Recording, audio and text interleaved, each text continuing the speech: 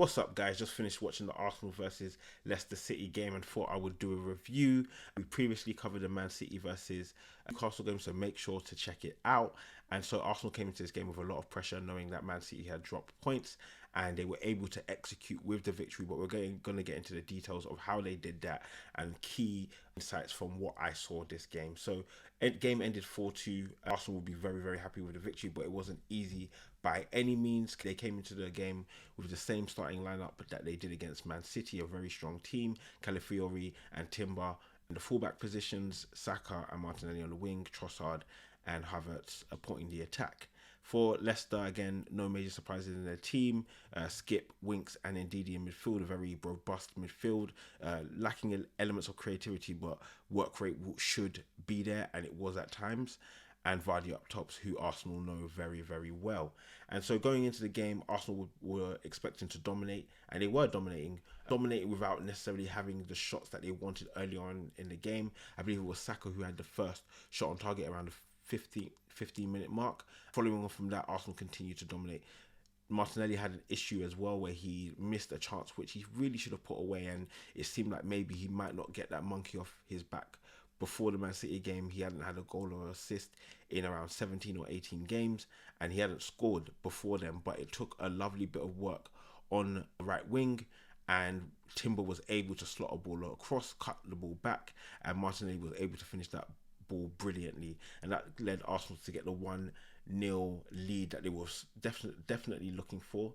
Early on in the game, Leicester were there, they were competitive, but that first goal normally leads to even more, and so Arsenal were thinking, rightly so, that this would continue, and the domination was there, but the clinical nature of Arsenal's finishing wasn't. They were getting into promising positions, they were getting certain shots off, but that clinical nature or that focal point in the team seemed to be missing, and that's when I wanted to talk about connectivity. So we look at the Arsenal lineup very, very briefly.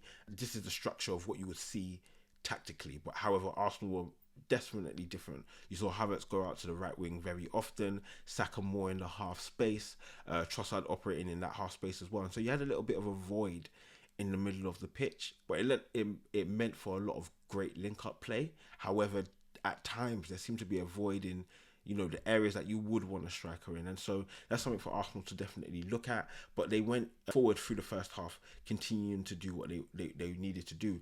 Just to talk about the first goal, there was a discussion around a tackle before Arsenal went on and scored their goal. Jamie Vardy and Steve Cooper were definitely not happy, but I think, to be honest with you, it was fair for the goal to stand, and I think that's something that Leicester need to be wary of in terms of knowing the positions that Arsenal players are trying to look for. Martinelli was open in space, and he wasn't the only one in the box who was open for space. And so as we progress through the first half, Arsenal were dominating, as we mentioned. You can see from the possession that they had and through the momentum that they had at halftime, it was all Arsenal. And so at the stroke of halftime, just before they went into the break, some brilliant work from Martinelli on the wing, finds Leandro Trossard, who slots the ball away once again. And again, great work from the Arsenal team, free-flowing football. When you're thinking Arsenal are on for a 3-4-5-0 victory that would take them to the top of the Premier League. However, that would not be the case. Arsenal kicked off the second half, and Leicester seem to have a different mindset approach going into second half, and so quickly after the restart they won a free kick, and James Justin was able to slot that away 2-1. It really shook Arsenal. A massive deflection of Kai Havertz, yes, but again susceptible to letting in goals that the opposition maybe don't deserve, and so 2-1 is always going to be a precarious situation to put yourself in. And so I saw a couple of things which I wasn't too happy with. One of the things, namely, was the defending from Calafiori. Attacking wise, I think he's probably one of the best inverters that Arsenal have from that left hand side. He comes in, he links well, he's almost like he's playing centre midfield. Really great work, but defensively I really have my questions. And if you know me, I love defensive football. I love players who can defend. I love defenders who can defend. And so I'm going to be watching closely just to see how it continues. But this is each game I've seen. The Man City game against Sevilla, he wasn't really good. Bolton, he played left centre-back. he was susceptible there. And this game again, I don't think he was good enough. And I don't think he was good enough for the second James Justice goal. Arsenal 2-1 up, still dominating, but Leicester gained confidence. They gained the ability to know that they can hurt Arsenal. And so a ball that was whipped in from William Ndidi from the left-hand side found its way across to James Justice. And yes, Calafiori and Leandro Trossard try and lock him down. However, I feel like Calafiori is almost trying to do the work of a left centre-back.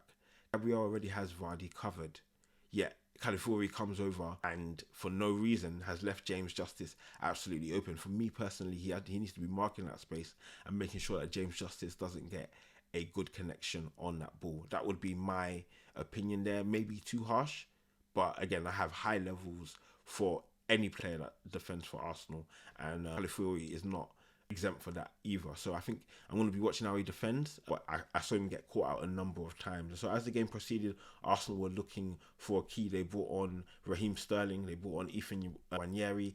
Ethan especially showed his quality and why he deserves an opportunity to get more first team minutes and maybe even a first team start. Honestly, I think the way he moves, there's no one like him in the Arsenal team. No one has his profile, no one has his movement, a different way of being creative. I think he can add a lot.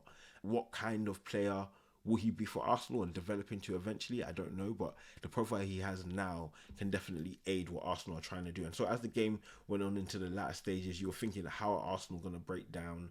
Leicester looked relatively solid, but Arsenal were looking for the opportunity. And one thing I'll call about is the amount of corners Arsenal had, the amount of shots that Arsenal had. The pressure was there. They were finding little inklings. And so from one of the resulting corners, the ball was whipped in by Bukayo Saka. It found its way all the way to Leandro Trossard, who shot deflection from Ndidi and a goal for Arsenal. And then 3-2 up, the confidence was there. 7 added on minutes again, similar to the time that was added on against Man City. It was almost meant to be. And it was good to see Leandro Trossard get a bit of redemption. You know, the red card, slightly harsh, slightly on him.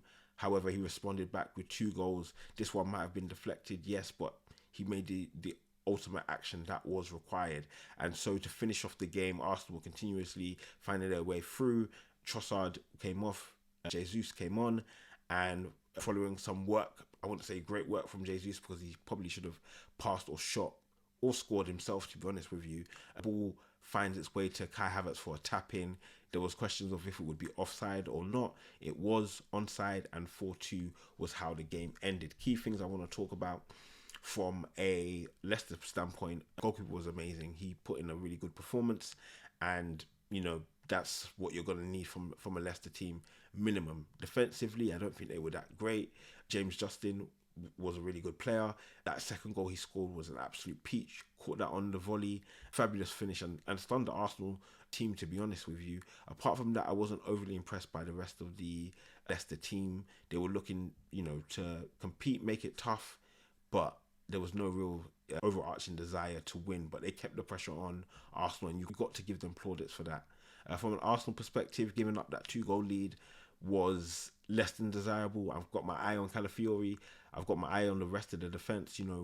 Claim to be the best defence in the league. You've got to prove that game in and game out, and you can't be giving cheap goals away like they did. Decent performance from Partey and Rice as well. Saka with another assist apparently. I think if the goal is a deflected goal from Ndidi and not a second Trossard goal, then it won't be, I think, the 5th consecutive assist for him, which is sad. But again, the main thing is the victory. Kai with the goal, gonna need a better overall performance from him and Trossard in the absence of Odegaard, and making sure Arsenal continue to take over and are dangerous in what they do. But a goal each, a piece, and Arsenal finish with a victory. They're going to be up there in the table with Man City.